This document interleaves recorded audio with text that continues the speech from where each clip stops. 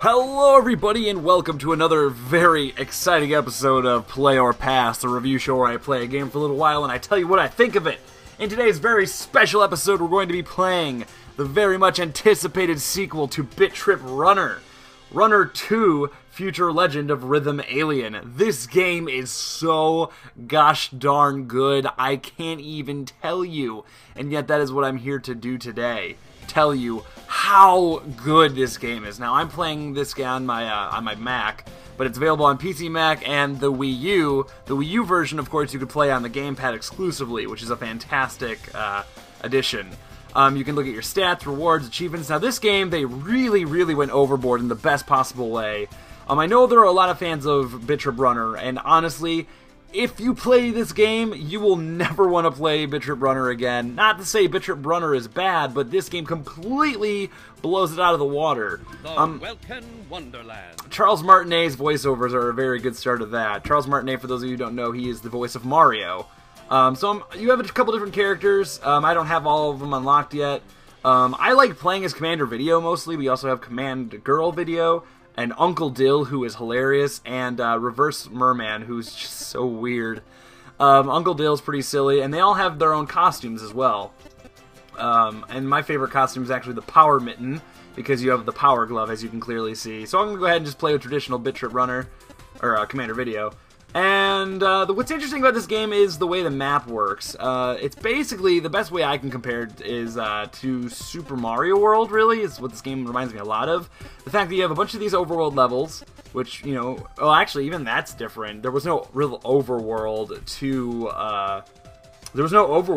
in Bit.Trip Runner, the first one. This one's got a real overworld, and in this you also have key vaults you can unlock, which are basically like the Switch Palaces, and then after you do that, you can access different items for your characters, which is very groovy, if I do say so myself. Now, the game does recommend you use an Xbox 360 controller, but I personally felt that the keyboard worked best for me, and that's probably just because that's how I always played the original Bit.Trip Runner anyway. So that's where I stand on that. I mean, I have played it with the 360 controller, and it does feel natural, but this feels more comfortable to me. So you may notice, you know, this is like, you know, traditional Bit.Trip Runner style. This is not post-commentary, by the way. This is all live commentary. So any mistakes I make, any screw-ups, any freaking out will all be legitimate. So here already is one of the new elements of the game, are these spin wheels. Also, we have checkpoints, and I personally skip the checkpoints because you get a lot more points that way, but by skipping the checkpoint, you also, you know, have to start all over, and these levels are much longer now. I'd say they're about twice the length on average of the levels in, or compared to the levels in the original Bit.Trip. That was very close. And that would have been treasure, but I already got it. That's another thing this game has is alternative routes. Some routes that lead you towards treasure. Some treasure, of course, you can only get when you have the Switch Palace unlocked. If you don't have Switch Palace unlocked, you run into the lock and you kill yourself. So you can use the checkpoints. Basically what they've done in this game is, I missed one somehow, but that's fine. Basically they made this game harder for hardcore fans and yet easier for people who may have some difficulty with this game, which I actually think is really impressive. I'm really surprised they were able to pull that off. Let's go to this level.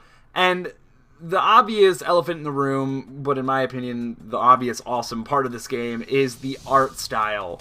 It is no longer a pixelated, you know, 8-bit style game, and honestly, this is going to sound almost bad, but I'm kind of glad that they got rid of it. See, there you go, there's the switch, or the lock, and I picked up the key earlier there. I'm kind of glad they got rid of the art style. I don't have any issue with pixel graphics at all. I mean, I love retro games, and I don't mind games that, you know, pay homage to retro games. So I already got that treasure, but I at least got the points for it still. So I went ahead and skipped that again. So obviously when you go the route that has the treasure in it, it's much more difficult. I'm trying really hard to concentrate. I was supposed to jump, I think. Aw, dang it. Okay, so now they're sending us all the way back here. Since I skipped the checkpoint. I almost always will skip the checkpoint because you just get so many more points that way. Oops. That was silly. That's okay. You know what? I kind of wanted to start over anyway because I already missed one, and I want to show you guys what happens when you get a perfect.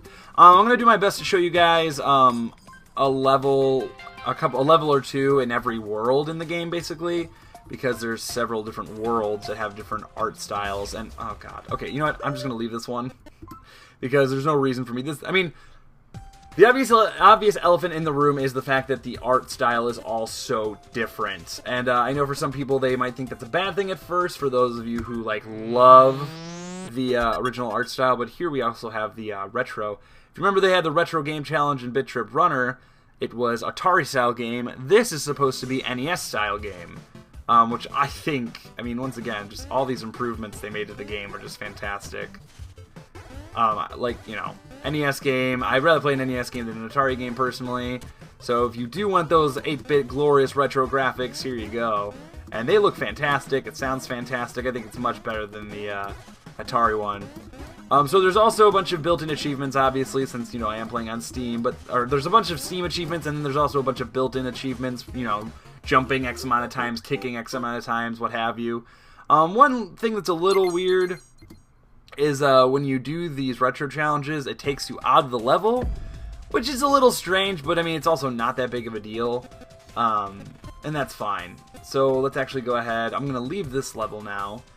So I love the art style. I think the art style is unbelievably good. It seriously, it screams like style, and just, God, it's beautiful and gorgeous and great. And this is another part that's really great about the game are these cutscenes. I figured I'd show at least one. But the art, like, it's just an overhaul of the game. They made a more storied... Once again, in a fishy predicament, our daring friend cools it off and waits for this cetaceous old saw to sing. Into the Emerald Brine. See, like, there was never anything like that in the original Bit.Trip Runner. Like, this is a complete... I've said this so many times. It's a complete overhaul. It's a complete quality overhaul, and I love it. This game is so good. And we could dance... And there's an achievement for dancing like 100 times, which I'm pretty sure was one of the first achievements I got as soon as I found out about it. But, you know, Emerald Brine, and that's another thing, too. All these levels look so different. That was one complaint I had about the original Bit.Trip Runner, was even though I liked the graphics, I also didn't feel like there was that much of a variety between the world styles. Like, when you go to when you get a new level, it doesn't really feel like a new level as much, which, that's, you know, that's okay. That's, you know, that's kind of the essence of retro graphics. But I feel like in this one, when you get these new levels... You truly, truly are getting unique experiences. I mean, these levels are just gorgeous. And I cannot get over that. So I will also go ahead and show you... So one other thing that... Oh, I missed one. One thing that the other game did that I feel like this one does a little bit better job of... Oh, I don't have the key. Oops. That's fine. I forgot I didn't... I don't think I've done the key... I keep wanting to call it like the Switch Palace. I don't think I've unlocked the key in this area yet. But, you know, in the other Bit.Trip Runner, one thing that always bothered me about it was you don't learn block until, like, the very last level. Like, you know, it's cool that they're still teaching you stuff throughout the entire game to keep it fresh and interesting, but at the same time, it feels like you don't... It feels more like they just keep stuff from you rather than, like, oh, you're learning so much throughout the game. Like, it feels like, okay, you could have taught me this already.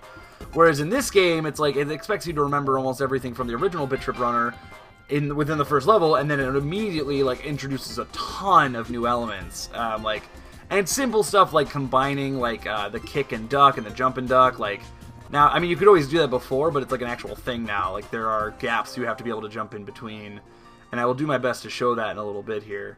But then also, which I know many people will probably be excited to hear because for whatever reason we all love grinding rails in video games. There's also rails you can grind. Now this happens every single time you get a perfect in a level, and I think it's really cool. It's a really cool incentive, and basically it's a bonus chance, and you shoot right into the bullseye and you get an extra points. I didn't get into the bullseye, but that's okay. So we get a perfect. I need to go to the key vault, so we'll actually go do that now. I think I've unlocked it too. Yeah, I have. Oh, you know what? I did unlock it, and I was saving it for the for this recording. All right. But I really, really like this game. It's $14.99, which already is so cheap. Like, if this game would have been $25, well, you know, I think I'd still recommend this game if it was $25, to be completely honest with you. This game is so good. It's so graphically pleasing. The gameplay is so satisfying. Here's the grind rails, by the way. And the way they basically work is you drop lower and upper levels. Oh, and you can also do that on accident. That's okay. The game's also pretty I mean, the game, you know, when you start over, and that's it. It also doesn't feel like it takes as long for the levels to start over. Like, oh my god. That was one thing I always felt like with Bit.Trip Runner was when you have to start a level over, it feels like it takes forever for you to start that level over. Like if you get really far in the game, it literally almost feels like it's... Oh my god, I keep trying to do that jump, and I don't know why. This game is hard to play and commentate over, I'll be completely honest. And I'll change characters after I'm done with this level. If I ever get done with this level. There we go. So it's a mix between, like, you know, Twitch performance and precision platforming and just timing. And honestly, I always feel like people forget that this is actually a rhythm-based game, believe it or not. I mean, I view it as because most of the time your jumps and just any of your moves are really based around timing and the musical score of the game itself. Which that's one of the reasons I've always really liked Bit.Trip Runner. And here's another one of these. This time you have to hit the different sides. And you at least have to get one of them, I believe.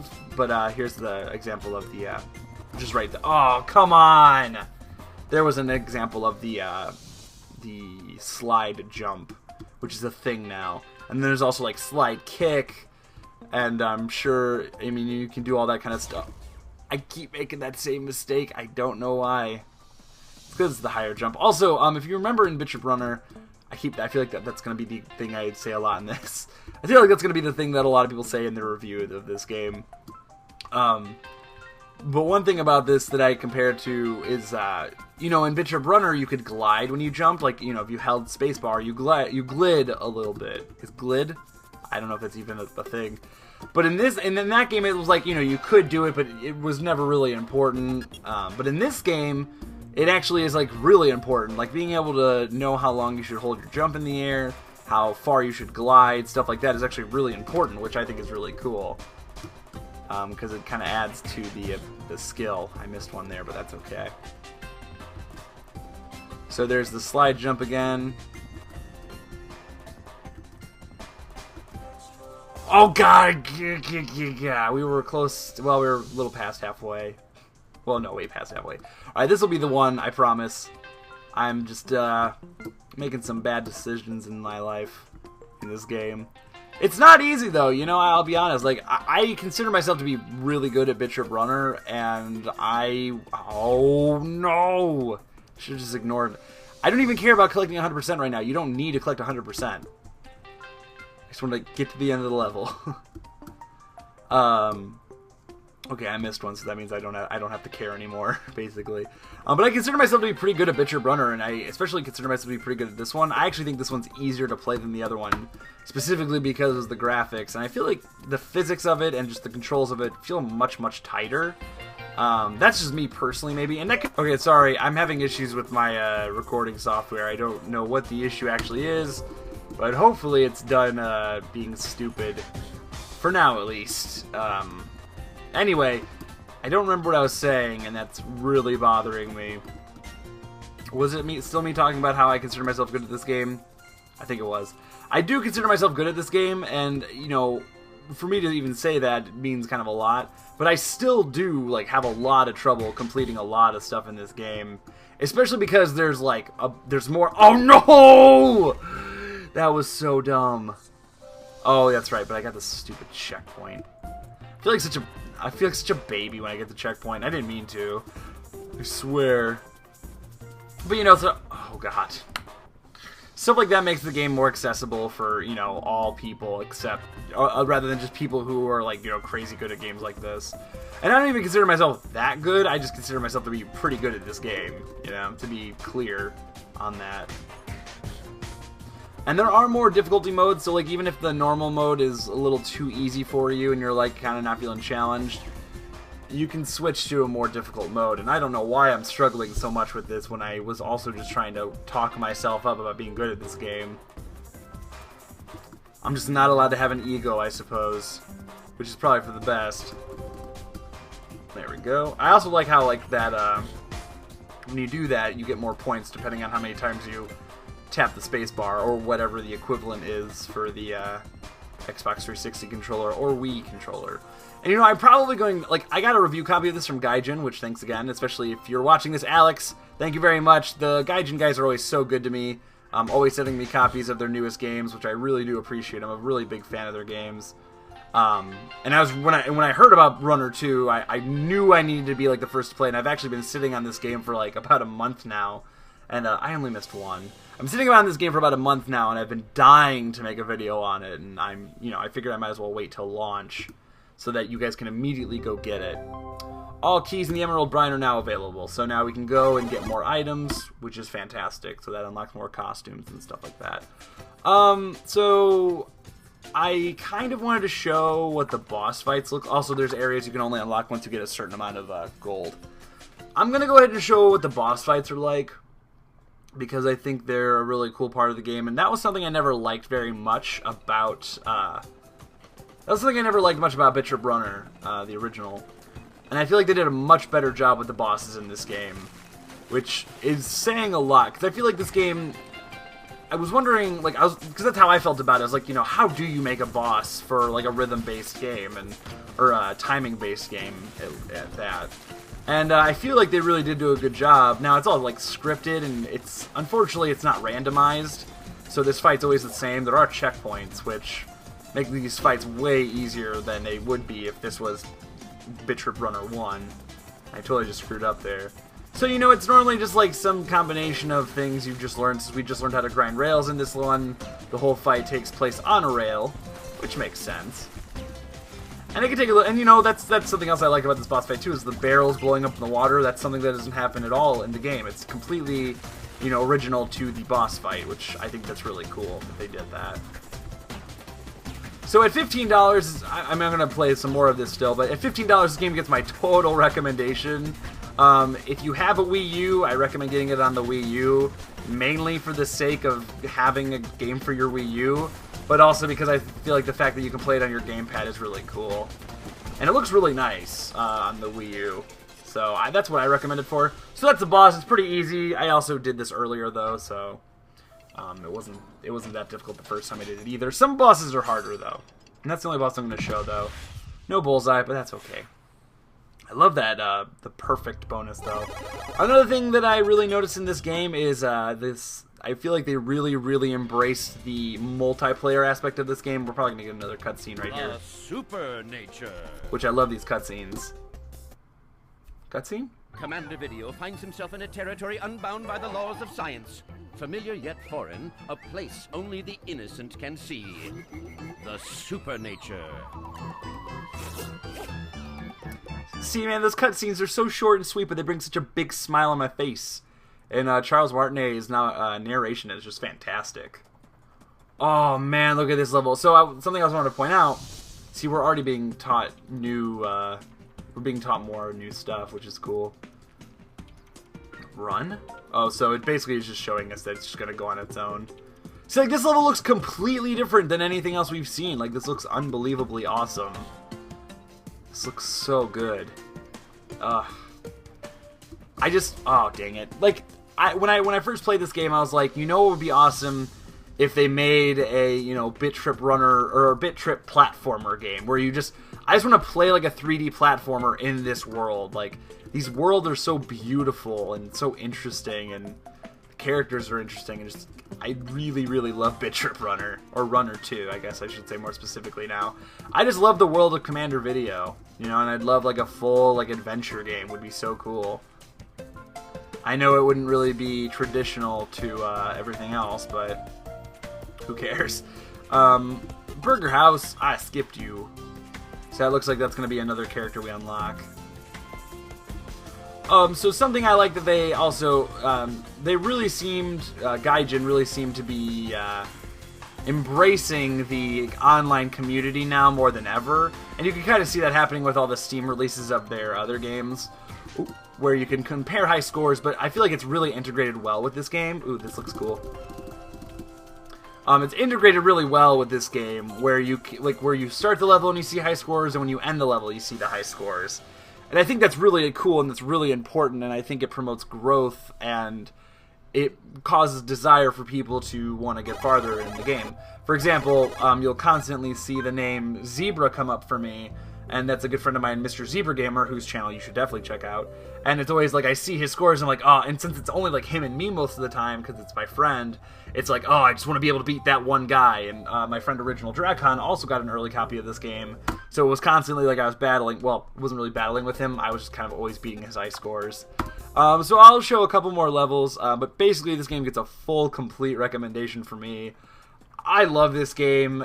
I honestly wouldn't be surprised if it's like one of my top 10 releases of the year.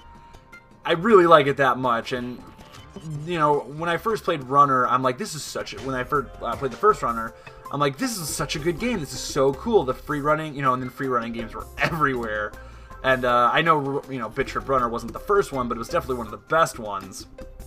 And I felt like, you know, how could this get any better? This is so good. It's such addictive gameplay. Oh, there's a cartridge down there.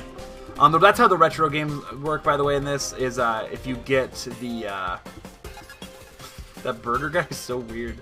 You have to find the cartridges, and they're actually hidden pretty well, which I kind of like. You know, in Runner and Bit.Trip Runner, the way the retro games worked, were like if you got a perfect, then you got to go to the retro stage. I like that they made the retro stages a little more rare in this one. That, like, first of all, they're not in all the levels, and second of all, you have to find them, and they can be kind of hard to find, and I think that adds a lot of replayability to the game. That moon is creeping me out. Do you see the moon in the background? It is creepy looking. There we go. So this time I'll actually go ahead and try to get that cartridge. Look at the moon! It's creepy! But I love the environments, man. They all look so good. I'll also go ahead and change my character, because I feel like I've been playing as this guy for a while. And any complaints I have, honestly, no. I wish I had complaints, because I feel like it's a little unfair for me not to complain about the game at all. But I honestly think this is like a perfect sequel. I think it's so good, it's so polished, it's so nice and beautiful. And I feel like if anyone has a problem with this game because they didn't use the same art style, you are crazy. Here's Dill. Like, Uncle Dill is probably one of the funniest characters in the game. Just because his movements are so silly. Alright, so my goal now is to get to that retro cartridge, which I believe was coming up right here. And that's another thing, too, I really like about the unlockable characters, is they actually feel different. Like, they have different styles of running and stuff like that, which I think is kind of interesting. I think I already missed the cartridge, by the way. No, it's right here. Yeah! Command a video! But I don't think we get to play as Uncle Dill in this, unfortunately. That would be cool if there was, like, 8-bit versions of all the characters, but that's okay that there's not. Ah, that was god-awful. Oh, that's right, but they give you 3 chances. I forgot about that. So see, once again, like, trying to be more accessible to everyone, and, you know, and at the same time, it leaves them more room to create more challenge that's more accessible to more people, I guess, is the way I want to put this. I am so bad. That's okay. But now, we've unlocked that, so we can actually just hit K, and go to the retro challenge anytime we want. So all you gotta do is find it, and then you can go to it anytime you want. So unlike like Binding of Isaac, well, I guess Binding of Isaac isn't really like that. Once you unlock, it's the same thing as Binding of Isaac, actually, I guess, if you think about it. Interesting. No! Okay, I'm just supposed to fall off the edge on that one, I think.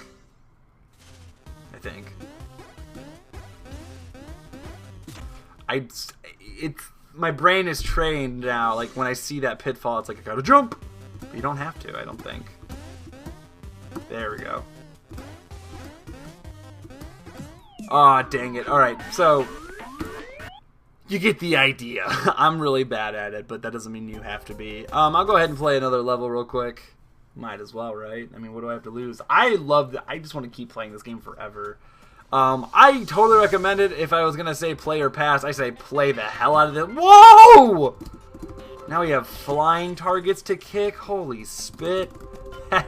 See, like I said, they just keep adding stuff to the game, and I like the way they do it a little bit more. Because, like, in the other one, it was more like, okay, new element, now that's all you're going to be doing. And there is a little bit of that in this, obviously. But at the same time, it's like, at some point in the game, they're expecting you to be able to do everything at a given time. Which I think is really cool, and I like when games have confidence in its players, that they can handle all these instructions. Because, you know, most games don't have a lot, especially free-running games. That's what I think makes Bit.Trip, or I guess Runner, whatever you want to call it, one of the best free running games, is the fact that they actually like really have a lot of confidence in their players, and they actually give you, oh damn you, and they actually give you a lot of abilities and expect you to remember how they all work. And you may be like, I'm not gonna remember how to do this in like 3 hours and four levels later or whatever, what have you. But the game, they don't even let you think about, like, do I remember how to do this or not? They just throw it at you. I mean, even this right here, like, watch. In the air, oh my god, a target! Like, they didn't even tell me that was happening. But I learned, because I know that lately I've been combining a lot of elements, like ducking and kicking, or ducking and jumping, stuff like that. And it's simple. This game is really good at teaching you. And yes, sometimes it does, like, have tutorialization, but it's, you kind of have to at some point, or people aren't going to play. It's very much bare minimum tutorialization, in my opinion, though. Like, they teach you as you go, and you'll learn eventually. And if you don't, you play at easier difficulty, or just get better at the game. This game isn't here to hold your hand, it's here to challenge you. Speaking of challenge, the harder difficulty modes are much harder, so if you're looking at this, you're like, oh, this is really easy. It's like, just play the, oh, jeez. Play the harder difficulty modes and you'll understand. Or in general, like, a lot of people, like, I feel like when you watch someone play Bit.Trip Runner, it doesn't look that, well, either it looks really difficult or really easy, is what it seems to be. And it's typically amongst, like, people who play games and people who don't. Like, someone who plays video games is like, it looks really easy. And someone who's never played a game before is like, what do you do? How did you do that? It's not that hard, but it is one of the most, I don't know, I still feel like when you finish a level perfect in this game, it's one of the most satisfying experiences in a game I've played for quite a while. I'm going to go ahead and just get the checkpoint, since I'm trying to get to the unlock spot over here. That tree in the background's creepy.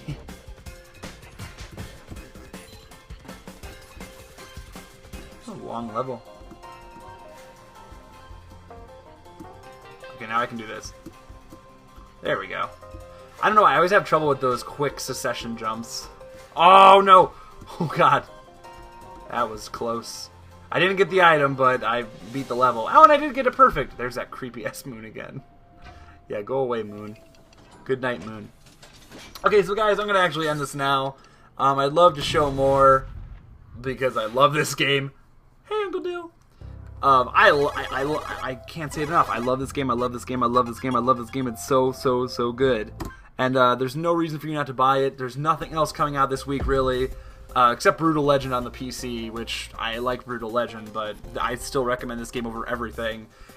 Everyone buy this game. Go on Steam. Go on the Wii U eShop right now.